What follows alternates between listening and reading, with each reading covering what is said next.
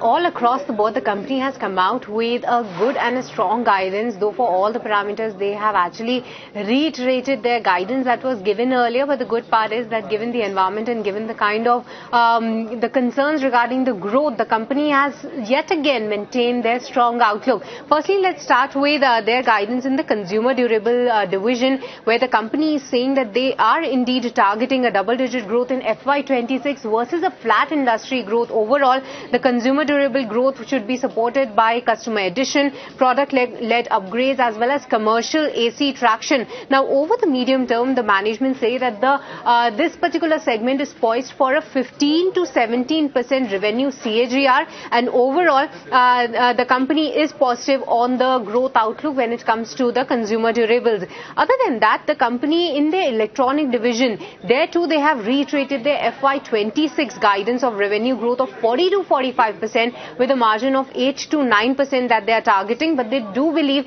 that in the medium term, the margin should expand to 11 to 13%. The electronic growth is to be led to be an organic growth with the existing PCBA as well as PCB business. And lastly, when it comes to the mobility division, that should be broadly flat this particular year. But going ahead in FY28, the management is positive that they should be seen doubling their mobility revenue by ramping up some of the supplies with respect to Vande Bharat as well as metro programs that are still underway, and that should contribute meaningfully in the times ahead. So all across the board, for all the key segments, that company has come out with almost a double-digit growth guidance and has reiterated their growth guidance given the current environment, and that is indeed what these experts and the analysts are finding at this point in time. And taking cognizance of that, the stock is also trading almost 3% higher. Back to you.